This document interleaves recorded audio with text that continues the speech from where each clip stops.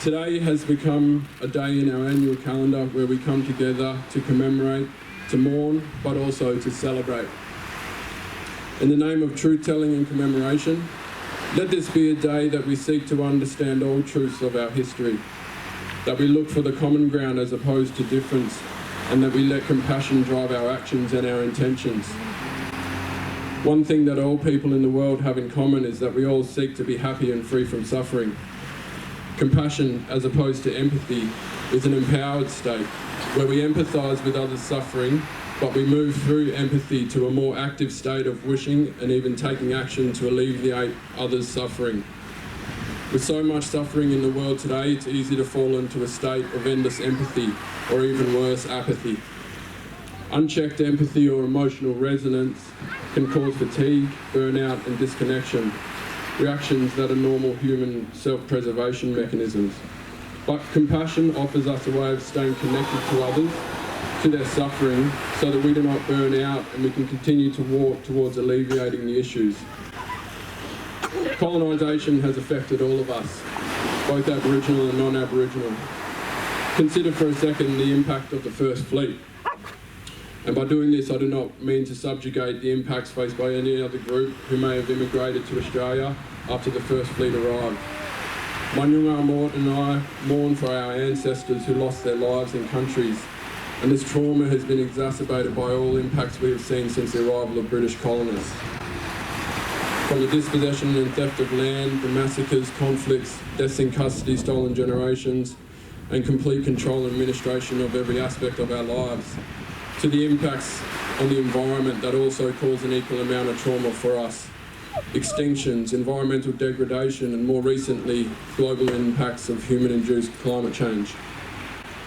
Many of these impacts have resulted from a shift of caring for country to caring for money at the expense of all else. This is what colonisation has brought us. I'm not highlighting these issues to induce a sense of guilt for our non-Aboriginal brothers and sisters here today. I'm merely pointing out the facts and unresolved issues that continue to cause Aboriginal people suffering and hold us back from fully engaging in a mutually beneficial relationship with each other. Now to the other side of my heritage. For my English and Irish family and I, today is also a day for us to mourn. Consider the tragic circumstances that European ancestors were subject to in England, and which led to the mass transportation of convicts and slaves from England to Australia in the First Fleet. Their freedom was stolen by a system driven by capitalism and greed that allowed the aristocracy to subjugate other humans to lives of poverty, famine and subservience. The convicts were sent to a foreign country as a measure to eradicate the problem from England and to serve as slave labour force for establishing the new colony, soon to be joined by their Aboriginal brothers and sisters. Many of them were subject to this treatment as a result of minor crimes committed as a desperate act to survive in a dog-eat-dog world, such as stealing food, never to return home again to their families and country. As my auntie and mum, Ezra Jacob, said recently in an article she wrote on changing the date, the arrival of the First Fleet represents the very worst of our human history and does not reflect the multicultural and harmonious society we have today. That said, today is also a day of celebration. We must celebrate the fact that Aboriginal people and the convicts and slaves transported here in the First Fleet have survived against all odds. We celebrate the strength and resilience of our old people who fought hard to create the society we live in today, both Aboriginal and non-Aboriginal. We celebrate the fact one of the world's oldest cultures and knowledge systems is still alive and available to us, if we so choose to engage with it.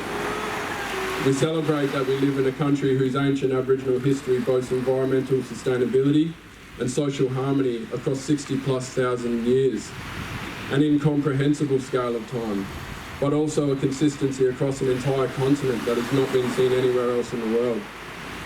In her article, my auntie and mum Nerelda talks about the opportunity changing the date might create for us in our communities.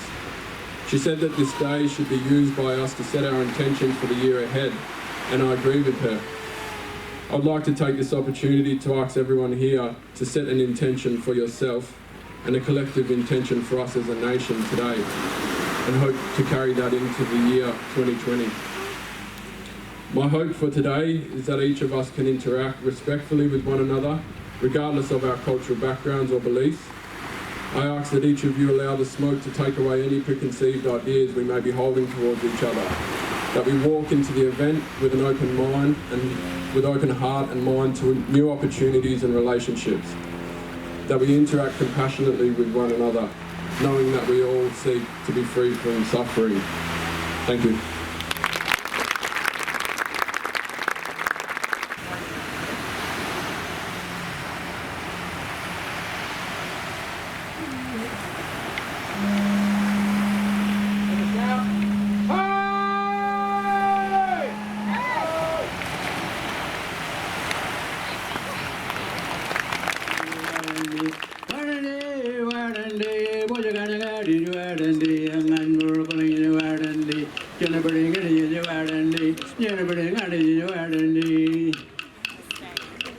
The sand of the ocean that leads in, we leave our footprints. Part of our footprints is also leaving our DNA. It's a place where our ancestors have walked and they've left their DNA. One of the places that joins us, people place.